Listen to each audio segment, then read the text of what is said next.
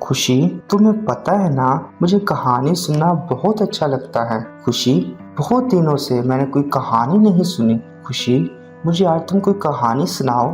Happy, ایک گاؤں میں ایک سیٹ رہتا تھا۔ اس کی 2 بیویاں تھی، ایک چھوٹی اور ایک بڑی۔ چھوٹی بیوی بہت زیادہ خوبصورت تھی، اس کے لمبے بال اور رنگ گورا تھا، لیکن جو بڑی بیوی تھی وہ کالی اور اس کے سر پر بال بھی بہت تھوڑے تھے۔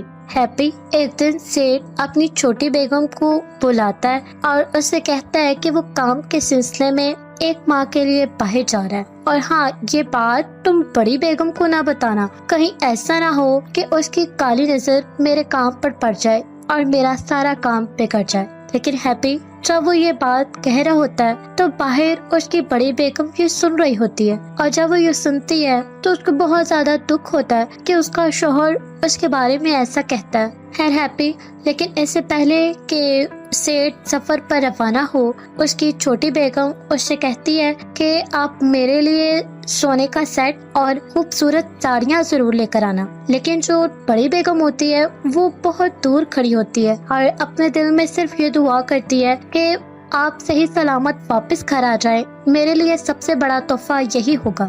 ہیپی جب سیٹ سفر پر روانہ ہو جاتا ہے تو اس کی چھوٹی بیگم بڑی بیگم پر بہت زیادہ ظلم کرتی ہے، اسے گھر کے سارے کام کرواتی ہے، اسے کھانا بنواتی ہے، کپڑے دھلواتی ہے، کپڑے پریس کرواتی ہے، سارے کام کرواتی ہے۔ لیکن بڑی بیگم گھر کے سارے کام کرتی ہے اور اپنی چھوٹی بیگم کی ساری باتوں کو مانتی ہے۔ بڑی بیگم دعا گو اور خدا پر ایمان رکھنے والی تھی، لیکن جو چھوٹی بیگم تھی وہ بہت زیادہ چلاک اور خدا سے دور تھی۔ ہیپی ایک دن ایسا ہوتا ہے کہ چھوٹی بیگم بڑی بیگم کے ساتھ بہت جھگڑا کرتی ہے اور اس کو بہت زیادہ مارتی ہے۔ اس دن بڑی بیگم فیصلہ کرتی ہے کہ اب وہ مزید اس گھر میں نہیں رہے گی بلکہ بہت دور چلی جائے گی۔ ہیپی بڑی بیگم اپنا گھر چھوڑ دیتی ہے، لیکن جب وہ راستے میں جا رہی ہوتی ہے تو اس کی ملاقات ایک بڑی اماں سے ہوتی ہے جو سڑک پار کر رہی ہوتی ہے۔ تو بڑی بیگم کو اس اماں پر ترس آتا ہے اور بڑی بیگم اس اماں کو سڑک پار کروا دیتی ہے۔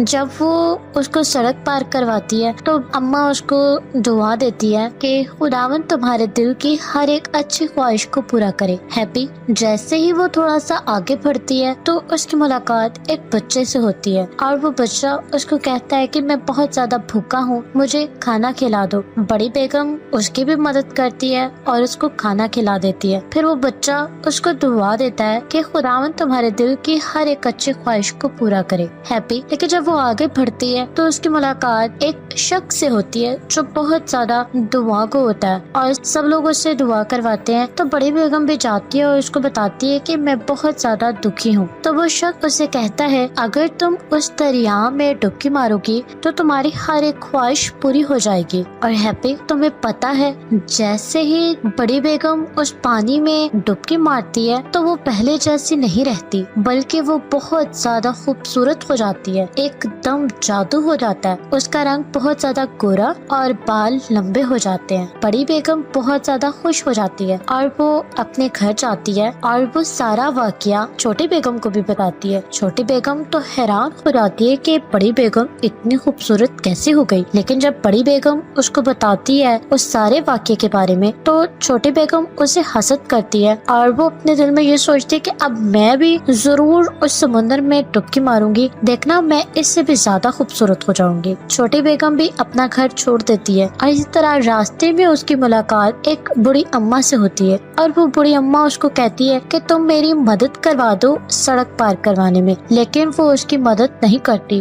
بلکہ چلاتی اور کہتی ہے کہ میں تمہاری مدد کروں۔ وہ اس کی مدد نہیں کرتی اور آگے بڑھ جاتی ہے۔ ہیپی تمہیں پتا ہے کہ جب وہ آگے بڑھتی ہے تو اس کی ملاقات ایک بچے سے ہوتی ہے، اور وہ بچہ اسے کہتا ہے کہ میں بہت زیادہ بھوکا ہوں، مجھے کھانا کھلا دو۔ لیکن چھوٹی بیگم اس کی بھی کوئی مدد نہیں کرتی بلکہ چلاتی ہے اور کہتی ہے کہ میں تمہاری مدد کروں۔ وہ اس کی کوئی مدد نہیں کرتی بلکہ آگے بڑھ جاتی ہے۔ پھر اس کی ملاقات اسی شخص سے ہوتی ہے جو بہت زیادہ دعا گو ہوتا ہے۔ وہ اس کو بتاتی ہے کہ میری بھی خواہشات ہیں، میں چاہتی ہوں کہ میں بہت زیادہ مالدار ہو جاؤں اور بہت زیادہ خوبصورت بھی۔ تو وہ شخص اس کو کہتا ہے کہ تم اس سمندر میں डुबकी मारो, लेकिन याद रखना कि डुबकी सिर्फ एक ही बार मारना। छोटी बेगम आगे बढ़ती है और उस समुंदर में डुबकी मारती है। हैप्पी, तुम्हें पता है जैसे ही वो डुबकी मारती है तो क्या होता है? हैप्पी, वो बिल्कुल बदल जाती है। वो बहुत ज्यादा खूबसूरत हो जाती है। उसका रंग पहले से भी ज्यादा खूबसूरत हो जाता है। लेकिन वो अपने दिल में लालच करती है और सोचती है कि अगर एक बार डुबकी मारने से